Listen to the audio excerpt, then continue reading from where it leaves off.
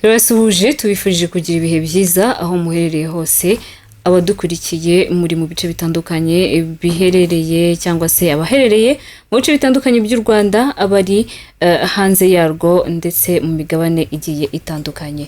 Ni Odi Media TV ngende Khadija nkuko mumaze kugenda mubimenyera ndi kumwe rero n'umwari aratangira bibwira tugwaye ikaze. Mwiriwe neza muraho mumeze mute abaturage kazi bahita Tuyisenge Angelique nkabandi hano murakoze. Ukaba uri hano turakwakiriye rero Angelique. Ni hari ukuntu ubona umuntu ukabona isura ye ni nshyashya, yego ni mushyashya muri uru ruganda,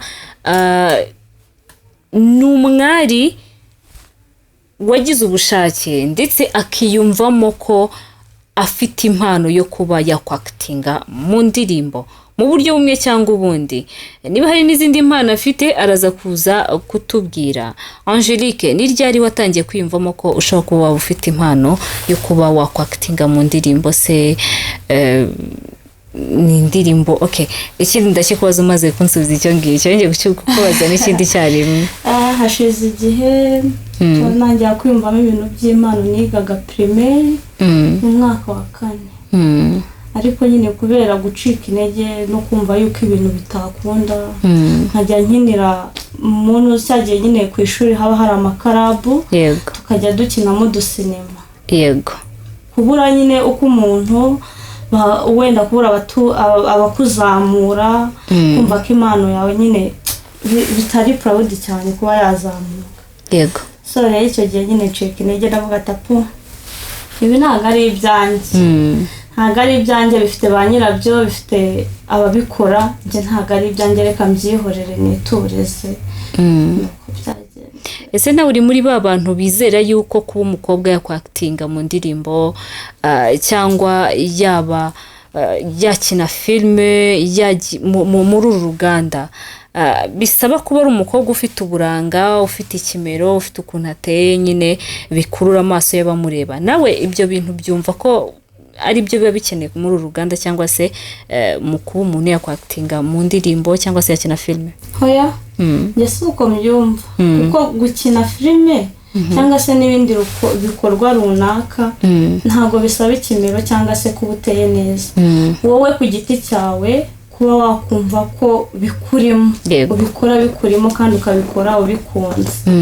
So rero ni ibintu nyine utamenya ukuntu biza, ariko ntabwo ari ibyo ngibyo njye nagenderaho. Gukina filime ni ibintu nyine utekereza ako kanya se ukaba wabikora cyangwa se ntubikore, bihite bizira ako kanya ukavuga atariko igihe runaka hari igihe bizaba. Yego, ubusanzwe n'izihe mpano uba wumva wifitemo wowe ubwawe ushobora kuvuga uti mbonye amahirwe yaho kuzigaragariza nabikora? Buriya filime ni ikintu nyine mba mbona, cyangwa se utuntu tw'udusinema cy'amateatre, ni ibintu nyine mba niyumvamo gukina filime n'ibindi runaka.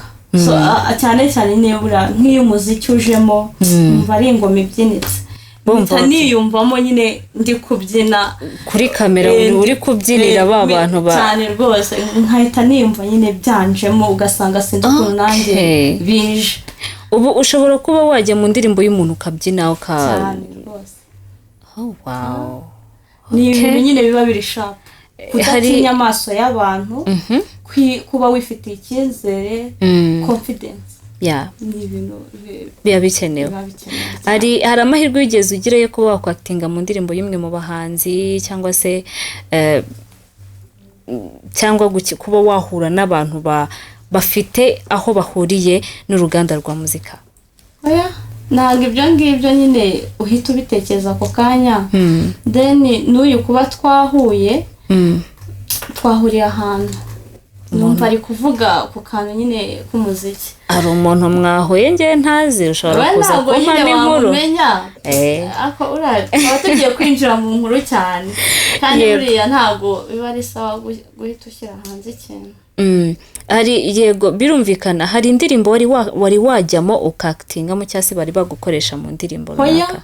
ntabwo birambaho usibye uyu munsi nibwo nabigerageje ndavuga ko uyu munsi wagaragaza impano yawe impano yanjye icyo naba cyejeje ubundi. wagaragaye mu yihe ndirimbo? iyi ndirimbo ni bande mwayikoranye?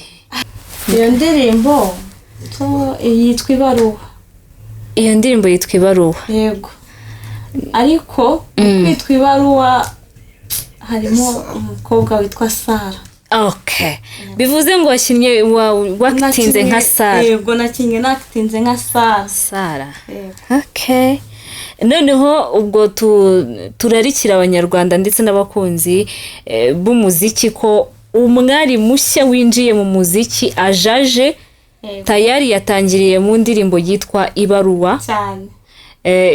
nayo wenda dushobora kubona cyangwa se ishobora kuba ino hanze twe tukaba tutarayibona, we never know.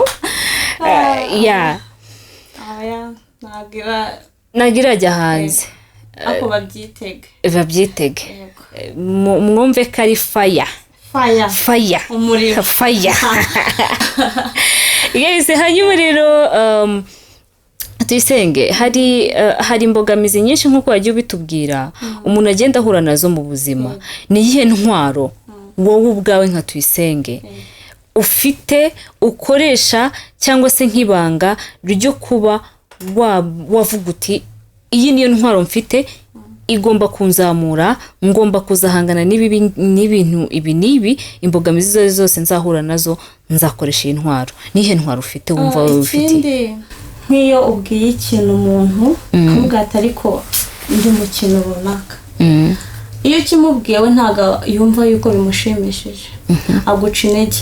muri uko kuguca intege rero we ikintu ukora mu mutima uravuga ati ubwo nciye intege buriya ahubwo niko kunshimira, bikarushaho kugukomeza umutima no kugutera kuraje. Ego, bivuze ngo intwaro yawe ni ukuzamukira mu bacantege cyane. abacantege ahubwo nibo bamotivators bawe cyane. God. ubwo rero abandi namwe niyo mutumvise ibanga mwasibye ndari mumenesheje ntago nkina ukabumva uranyitabishije. Yego, ndakwitabishije. bivuze ngo rero umuntu unyiteze yuko hari nzajya mbamenesha amabanga. Tuyisenge ndari mumenesheje nawe unyitege rero umuntu ushaka ko tuzakorana ikiganiro nta miyaga.